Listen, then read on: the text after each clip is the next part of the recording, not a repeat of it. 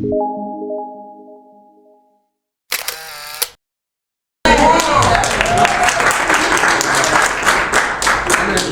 Watson.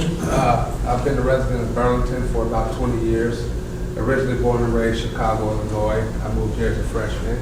You know, my mom wanted to create a better life for us, so she brought us here. My uncle's, he's resided here since '97, and he still lives here in this community. So Burlington's been good to me. I can't complain at all.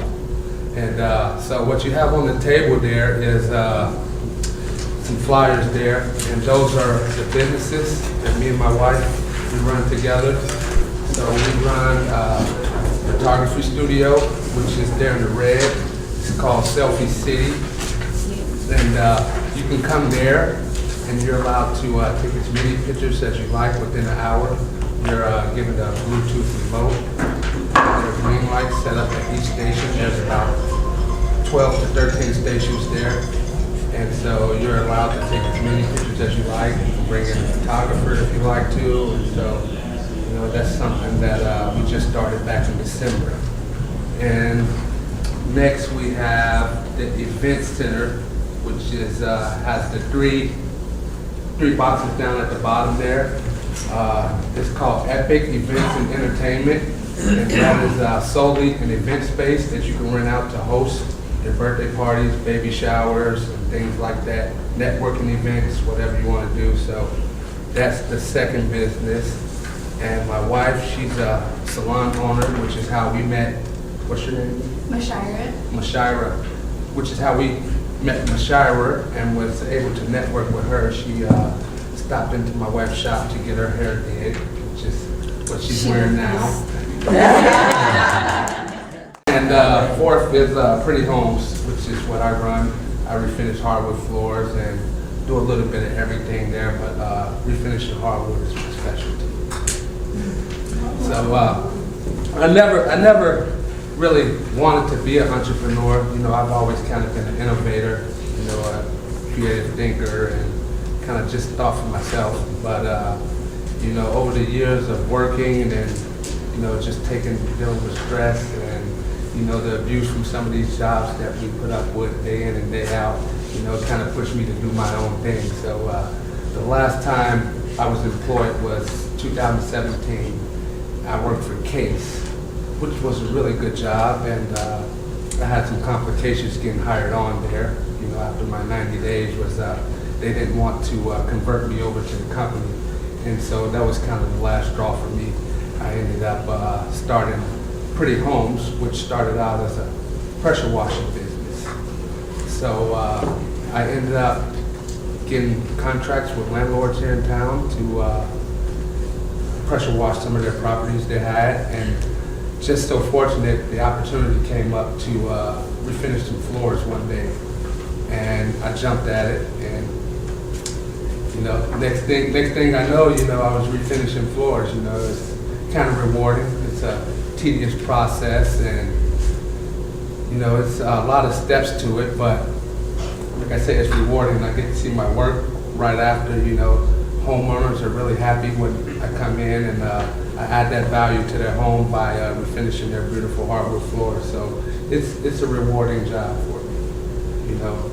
And another reason I jumped into it was for balance of family, you know. So family is a big part of my life. I have 2 children. I've been married going on 3 years now, and so that plays a big part in my life. My son's a wrestler, and so we spend a lot of weekends. They say once you align your goals up and you set a vision, you know, you're in control of that. And so no one else or nothing else can stop that with you. And so just got to put your best foot forward and, you know, take that leap of faith. You know, every idea was, every invention was invented twice. First, it's invented in your mind, and then you have to go and actually do the work to get it, to make it actually become a real thing, or a real object, or a real career, or whatever you consider. You know, a hobby. A hobby could could turn into a career, to say the least. A I'm gonna use my wife for example. She was doing hair. That's kind of a hobby at first, you know. She was doing hair inside her home. You know, we had customers coming to our house and everything. And before you know it, it kind of got a little bigger than she expected it to be. And so, which prompted us to get a location, brick and mortar, you know. And so that was the first business. We started that. That was a Christmas present back in 2020, I want to say. 2020, that was her Christmas present.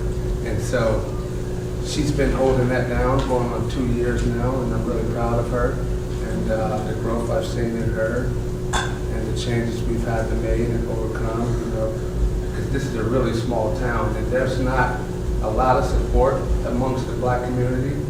And so having this right now is kind of, you know, it's rewarding to see this and, you know, to have these people in here listening to me. This is my first time speaking. I don't know if I wasn't going to say that, but this is my first time speaking if you guys have never seen it.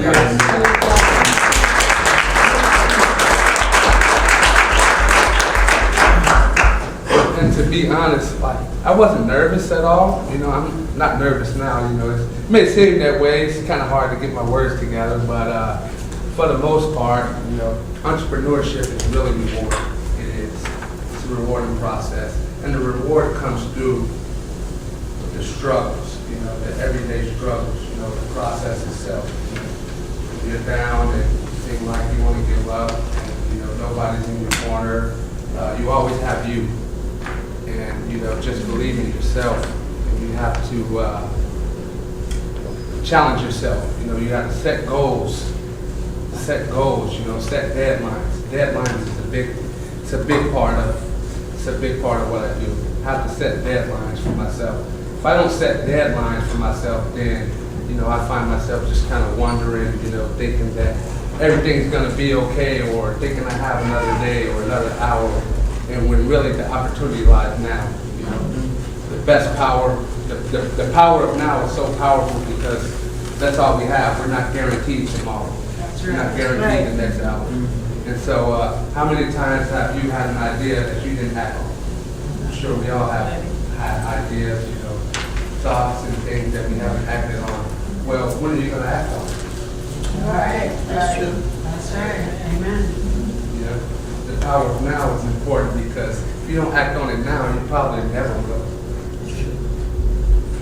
And so, just being able to dig deep into your soul, your own soul, your spirit, you know, your thoughts, and just push forward with your ideas, and you know, being able to connect and network with different people that you necessarily wouldn't talk to. You know, like there's a room full of mixed people here, and I really enjoy that. You know, sometimes it takes that, you know, to get going, because you may have an idea and talk to her and motivate her, but you'll never know that if you guys don't talk.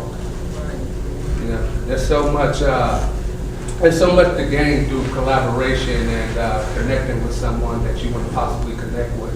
It's so unbelievable because at the end of the day, everything works together. You know, the more people you have working together to accomplish a task, the easier that task becomes, because everybody can be given a task to do, to complete the overall objective. And so you may be a good writer, you may be a good reader.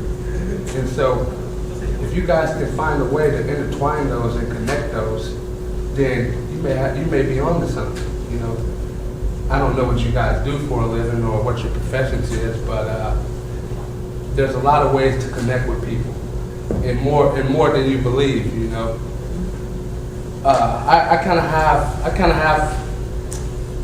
I was not always this talkative. I didn't talk a whole lot at first. You know, I was kind of a shy guy. You know, stood back. You know, just kind of observed everything. I observed probably half of my life. You know, before I really started talking and interacting with people. As I say, I moved here. I was 15 years old. I didn't talk to anyone in high school until I was about a junior. I didn't really interact with people. It was a whole different ball game for me. Like coming from the streets of Chicago to Burlington, Iowa, where the things we did and the things we were accustomed to, they weren't in Burlington, Iowa.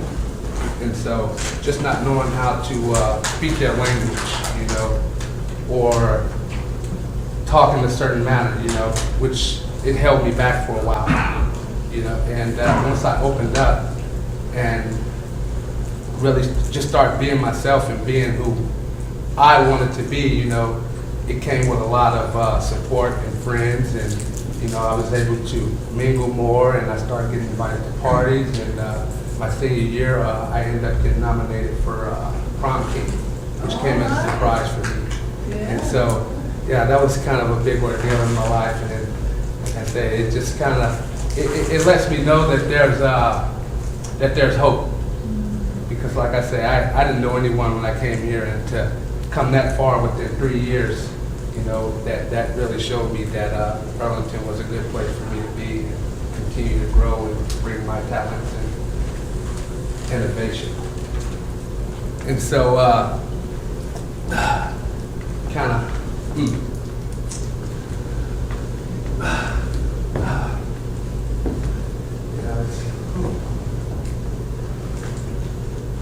I'm sorry, I'm just kind of getting bottled up on my words. Yeah, I'm sorry. But yeah, so going into entrepreneurship, the first thing you kind of want to do is you kind of want to get an idea, get a name, get a business, you know, get a model, get a business model, or something, a hobby, a passion, something that you're passionate about. Because if you're passionate about it, then it's more so like you're not working. You know, so if you just say you like babysitting, you know, which is easily a career, you know, a profitable career, you know, someone can have, you know. Once you get into babysitting, you know, you may start off babysitting your sister's kids, you know, or your cousin's kids, whatever the case may be. But if that is truly your passion, then it's not like you're working, because you're doing something that you're happy with doing, and you're also being paid to do that. So at the end of the day, whatever you're passionate about, chase that. You know, I would highly encourage to chase whatever you're passionate about. You know, everything's not going to be, everything's not going to make you rich, you know, to say the least. But, you know, if you're happy with what you're doing and you're able to sustain a happy life and, you know, take care of your bills and, you know, pay your car notes and, you know, put your kids in sports and things like that, then that's what that balance is. Do what works for you. And that's what I've implemented for myself, and I know that it works because this is what I've been doing. And to say the least, I'm not always happy. It's not always, you know, bright stars, and you know, it's not always profitable. It's not always. I don't always wake up on the up and up, and you know, want to hit the ground running hard. And you know, I can't say that I'm always happy in entrepreneurship. But like I said, it's rewarding the process itself. I learned so much, you know. And another thing I would say, I won't switch subjects, but another thing I would say, when you're investing in yourself, education. Education is a big mentorship, coaching, whatever you can do to get the experience in the. You know, that I rank referrals really high when it comes to recommendations, because I come in and I don't have to necessarily sell myself. You know, I come in and they already kind of know what to expect. I can come in and I can get right to work. You know, as long as I be who I am and who they've recommended me to be. You know, the person that recommended me. As long as I hold up my end of the bargain, you know, being professional, you know, keeping a clean workspace, and you know, being able to answer questions and being able to just satisfy them with whatever they need. You know, I never tell a customer no. That's a big no-no. Even if I can't do it, you know, no is not the best way to answer, even if you can't provide a service. You know. there's other ways to say no in regards to making them feel at ease, as opposed to, because if I came to your house and I told you, yeah, I'm going to refinish your floors, but I can't fill those holes, you're probably not going to want me to do it. But if I offered you another alternative, or I was able to make it happen without letting you know that maybe this was my first time doing it, then you feel comfortable in a sense of that I was honest and that I was able to get the job done and you were happy with what was done at the end, you know. And like I said, communication is the key. Communication is the key. If I communicate that I can or can't do something, everything I do. And just by adding value to things you do, it makes people more susceptible to want to be around you, or to talk to you, or to question you, to ask you for information, or to ask you for advice. You know, but like I say, learning, education, watching podcasts. At the end of the day, that's what counts. You know, not what people think. You know, yeah, people think. I don't know what people think about me. I don't know what's said about me behind closed doors, but I won't worry about it. It doesn't.